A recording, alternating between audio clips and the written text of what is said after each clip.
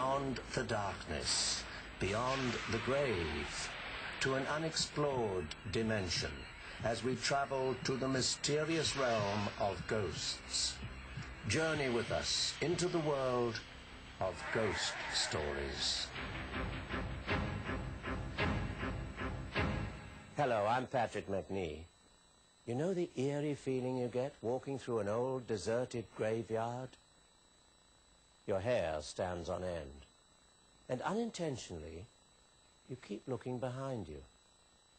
Now you're ready to join me as we bring you an hour of spine-chilling tales. Leave conventional logic behind as we enter a fascinating and unknown realm of ghost stories. The Tower of London. Well, there are some spine-chilling tales to tell you about that one. The visions that are reported in the Orantier mansion are always described as a young woman in a white dress.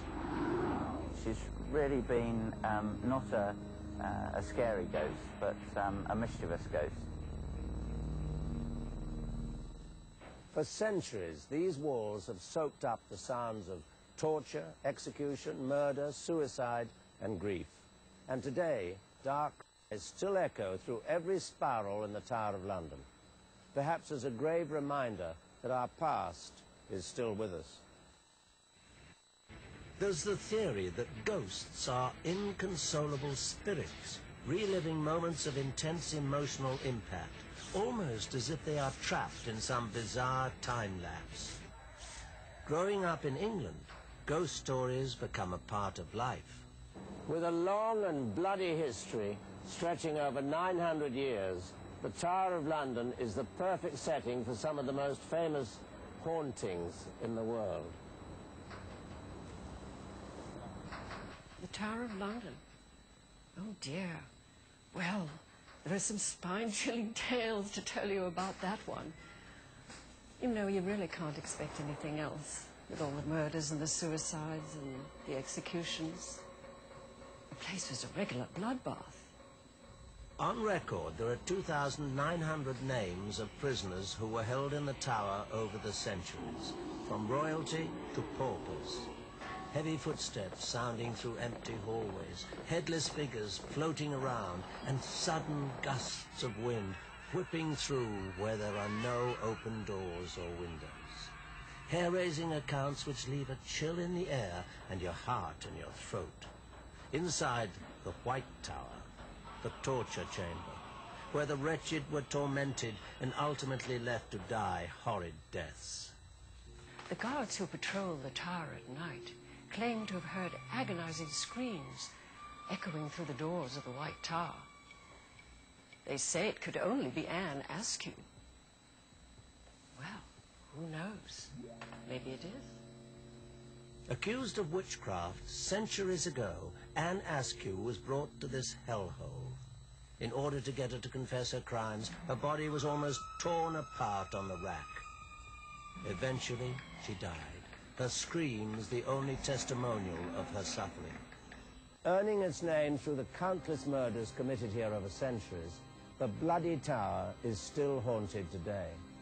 Most famous of all is the 15th century murder of the two young princes, who've been sighted strolling hand in hand, a grim reminder of their brutal deaths. Their story is a sad one. Terrified of the two princes' claim to the throne, King Richard III secretly ordered their killings. And one night, while the two brothers were sleeping, they were strangled in their beds. Their bodies were hastily buried, first in the basement of the Wakefield Tower, and then at the foot of a staircase. Another place where victims were brought to their knees with merciless torture is the Queen's house. Witnesses have claimed to hear the grinding sounds of the torture rack. And of course, the screams. Always the screams. It is here, in the Queen's house, where the famous Anne Boleyn spent her final days. As the second wife of King Henry VIII, Anne was executed in order for the King to marry Jane Seymour. Anne Boleyn, by all accounts, was a peculiar woman. She had 6 fingers on one of her hands and 6 toes on one of her feet. In those days, this surely would have been regarded as an evil omen. King Henry VIII, of course, fell in love with Jane Seymour, and because the Catholic Church condemned divorces, the king's only way out of his marriage to Anne Boleyn was to have her beheaded. After her death, the room where Anne awaited her execution has been described as having an unpleasant and menacing atmosphere. Some witnesses even described a peculiar perfume and a feeling of suffocation.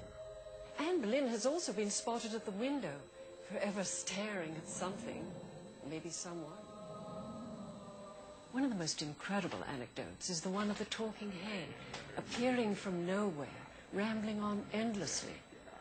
I don't think anybody's been able to put a history behind that one. I don't think anybody's brave enough to stay long enough to find out. In folklore, ravens are birds that manifest bad omens. But here at the Tower, they are ever present for quite the opposite reason. It all started when King Charles II ordered the ravens to be removed from the Tower because their screeching drove him up the wall. It was the king's astrologer that intervened. He predicted that if the ravens were chased away, the tower would fall, and along with that, the English monarchy. Today, the ravens are still at the tower, their wings painlessly clipped so that tradition could linger. In the courtyard, there's even the Raven Cemetery. Perhaps there was some truth to the prediction. The monarchy still stands, so does the tower, with its ghosts.